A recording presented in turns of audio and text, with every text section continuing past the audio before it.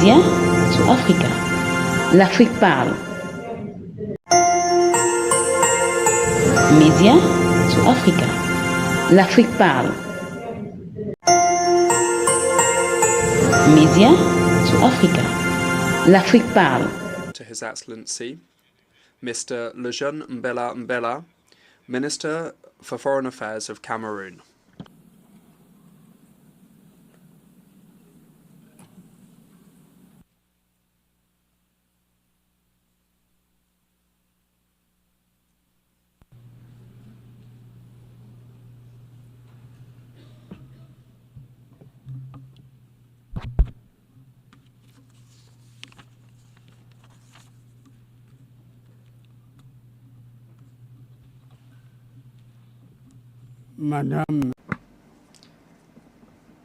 Madam President,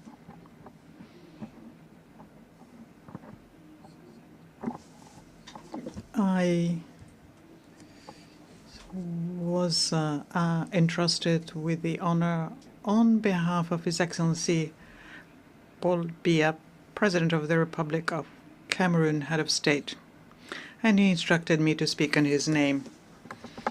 Allow me, therefore, to renew Cameroon's warm congratulations on your election as President of the 80th session of the General Assembly of our organization. Your diplomatic experience and vision,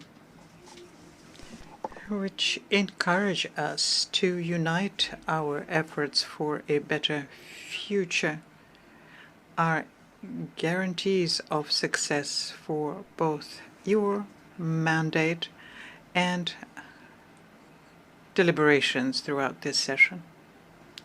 You can count in this regard on the full cooperation from the Cameroonian delegation. As you know, my country was honored to see your predecessor, Ambassador Philemon Young, preside over the 79th session of the General Assembly. And I would like here to commend his commitment, his professionalism, and his determination, which was marked by his spirit of being able to listen and conduct a dialogue as he fulfilled his mandate. Let me also reiterate to Mr. Antonio Guterres, Secretary General of the United Nations, the sincere appreciation of Cameroon for his tireless efforts at the helm of our organization and for his clear commitment to strengthen multilateralism in an international context which happens to be particularly difficult and complex. Madam President, Excellencies, Heads of State and Government, Mr. Secretary General, and distinguished representatives, we meet this year at a pivotal moment for our organization, which is celebrating its 80th anniversary. And anniversaries are usually joyful occasions, but we must acknowledge that this particular one leaves us with questions.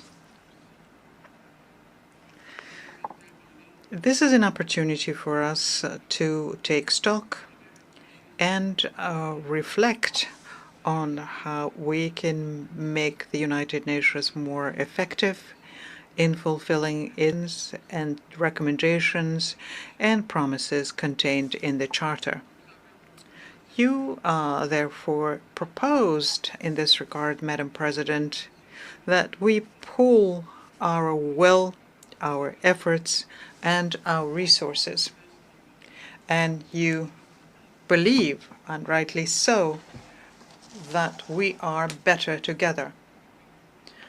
Cameroon shares this vision and welcomes the theme we have chosen for our discussion, which is, I quote, "Better together, 80 years and more for peace, development, and human rights." End of quote. This theme is more than just a slogan. It is a relevant program that we concrete actions at both the national and international. Our forces is the very foundation of the UN Charter. Its founding fathers understood that maintaining international peace and security and promoting economic and social development for all could only result from our collective labor. And that is why we must maintain this dynamic for the well-being of our populations. Madam President, the UN was created to be, at the same time, a beacon of hope, a forum for dialogue, and a catalyst for concrete actions so as to build a more just, safer, and more united world. And 80 years later, it is useful, as I mentioned earlier, it is useful to take stock and draw lessons for the future. So the following questions arise here. Have we succeeded? Have we managed to shield our peoples from the fear of war,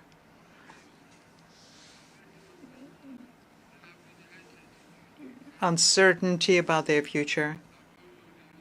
Have we succeeded to shield our peoples from famine?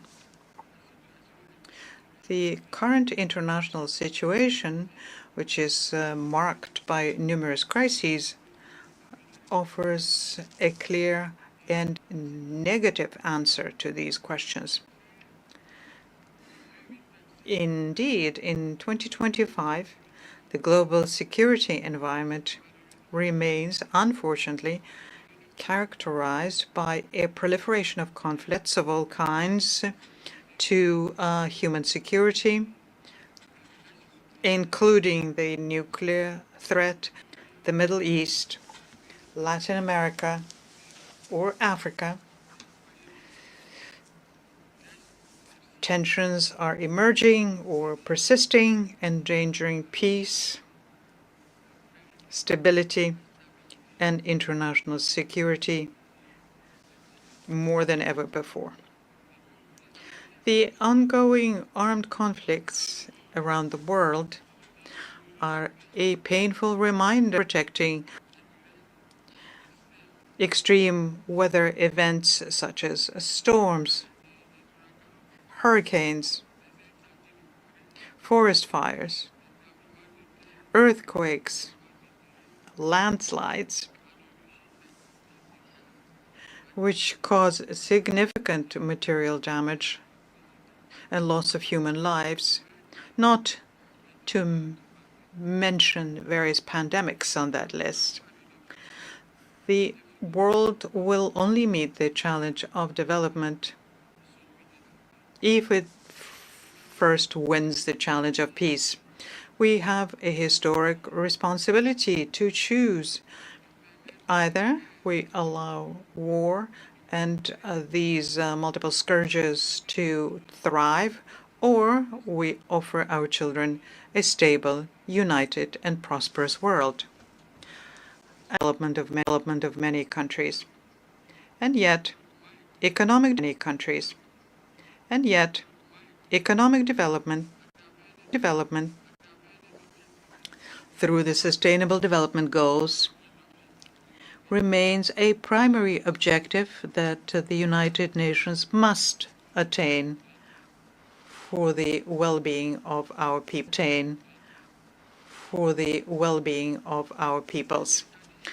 In recent years, however, we have seen with regret that millions of people still live in extreme poverty, facing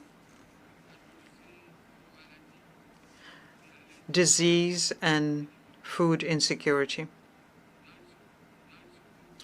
In this particular context, children, women, and the elderly,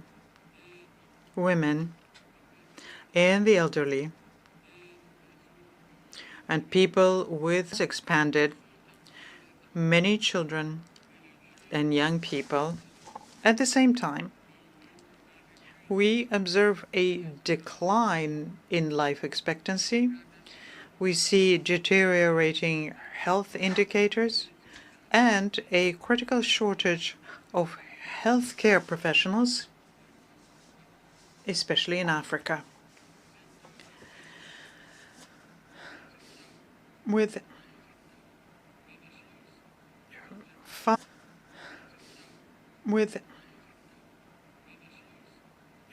5 years remaining until the SDG deadline, it is urgent that coordinated actions be taken individually and collectively so as to achieve these goals that we had freely and voluntarily set for ourselves.